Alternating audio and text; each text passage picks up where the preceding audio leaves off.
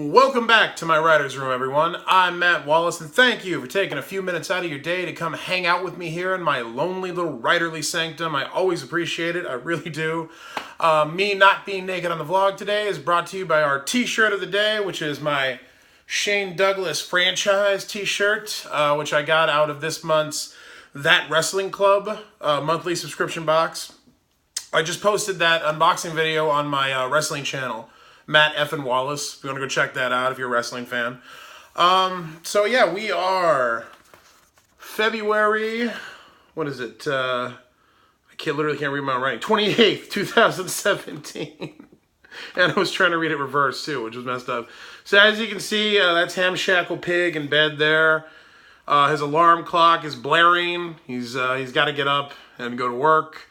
Also, if you'd like to win an original Team Hamshackle sketch by me, you can always tweet hashtag Team Hamshackle, say something nice about the vlog, help spread the word. Every Friday, I choose a random winner of people who have tweeted hashtag Team Hamshackle that week, and I send them an original sketch signed by me. If that's the thing you're interested in. So I drew this today because I was having that feeling yesterday, particularly, of like time getting away from me, getting away from us all. You know, I always have to aggrandize everything. It can't just be about you. It's got to be about the world. But no, like I just yesterday was Monday. There's a bunch of stuff that I wanted to get done before the 1st because I'm planning a lot of stuff for my YouTube channels in December. So I was working on that. And then I felt like the day just like, it was like, I got up, I did my vlog really early. My wife, Nikki, had to go into the dentist to get a permanent crown put in.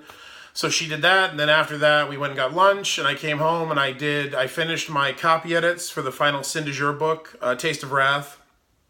Got those turned in. I had a couple of business calls, and then like it was 4 o'clock, like that. Like the whole day just freaking evaporated.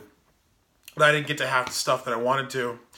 And, you know, that's been a reoccurring theme, and I've talked about that on the vlog, and I've talked about that with friends and family lately. It's just that it just seems like now in particular, and I don't know if it's the flow of the world or just the point that I find myself at in my life and surrounded by other people who've reached that same point, but it just feels like time is it's out of control, man. It's just passing so quickly. It's hard to get a handle on it.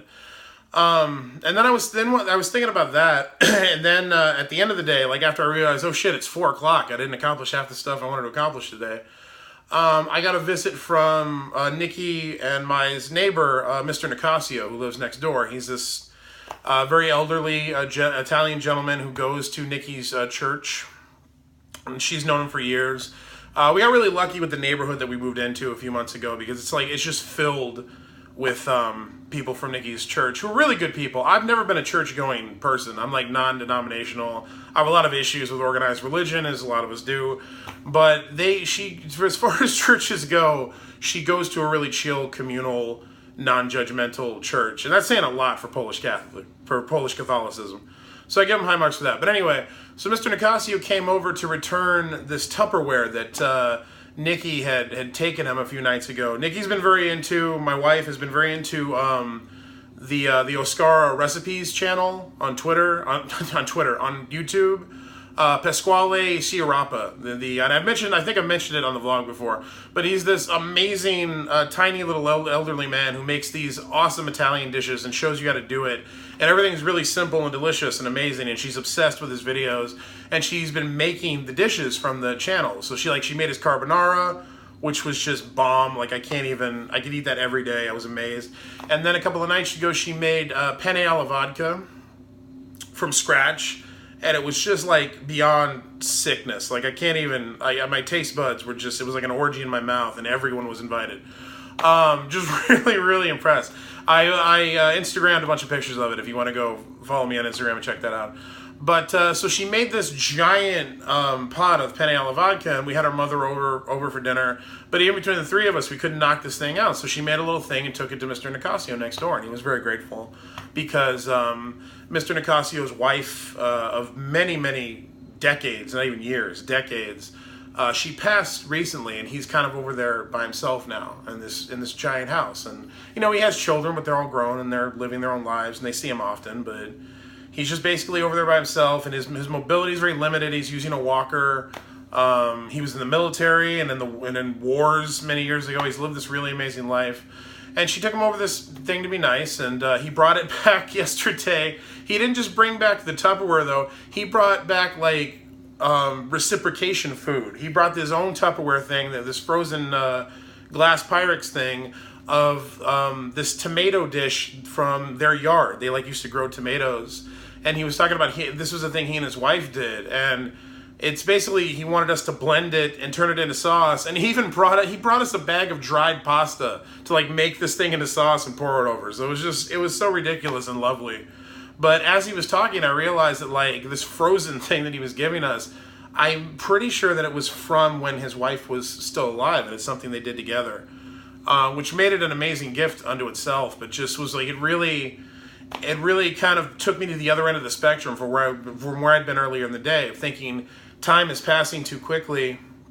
And then I see this elderly gentleman who, if anything, time is kind of passing too slowly for him now.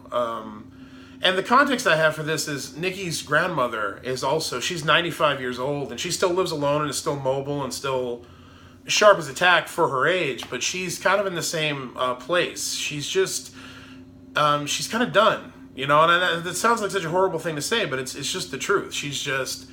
She's watched everyone before her kind of pass. She lost her husband, her brother, you know, her parents, her son, which was really unfortunate. And she's done all the things, and she says it repeated. The reason I know is because she says it repeatedly. She says, I'm just done. I just kind of want, you know, God to remember me and come get me. And it's the strangest thing to be at where I am in life. I'm 35 years old. Jesus Christ, am I really? Yeah, I'm 35 years old. I'll be 36 next year. I think. I'm not 36 already, am I? Jesus. No, I'm 35 years old.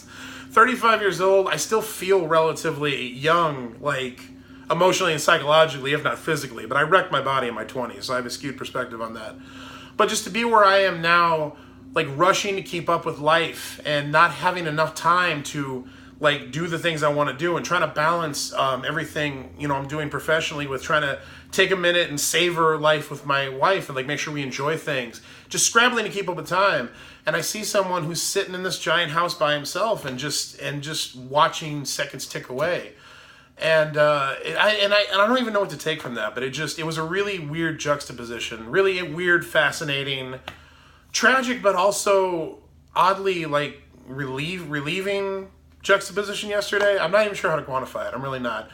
But I just see myself reaching that point, you know, 30 or 40 years down the line. I mean, like, hopefully I can't, there's nothing wood to knock on. Like, but the idea of getting to that point and thinking, I wish time would pass more quickly.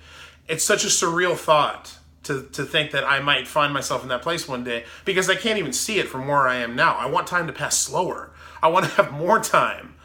And, you know, you hear, like, there are entire poems and movies and songs about being old and wishing you had more time. And that's absolutely a thing, too. I'm not saying all elderly people are sitting around waiting to die. That is absolutely not my point. But there does come a point for a lot of people where, you know, you kind of realize we're this sort of, like, micro, like, bacterial organism that lives this incredibly short, random-ass lifespan, and then it's done. And at some point, you're just kind of over it, man. You've done the things you want to do. You don't want to climb any mountains. You don't want to go on any grand adventures. You've seen a million TV shows. You've listened to a million songs. And though you're probably aware there's new shit out there and there's stuff you've never experienced, you feel like you've had the life sampler platter and you're good. And you're just ready, and you're ready to kind of go. And that's just such a bizarre concept to me. So I have no point. I have no thesis that I'm arriving at here. It was just a very interesting day from those two perspectives. I really was. I was thinking all day, time is rushing too fast. I need to catch up. I need to grab hold of it. I need more time to do things. And then I was talking to this incredibly sweet, wise, elderly gentleman who's just kind of just over it. He's done the things, and he doesn't want time to slow down. He wants to catch up with the people who've gone before him. And it was very interesting. So I don't know, take from that what you will, if anything. If that was all just rambling and horrible, I apologize. as I said, we're gearing up for December on the channel here and on my wrestling channel. I'm going to be doing a bunch of really cool stuff. In the next couple of days, I will like announce what I'm going to be doing in December so that you're ready for it and you know when to look for things.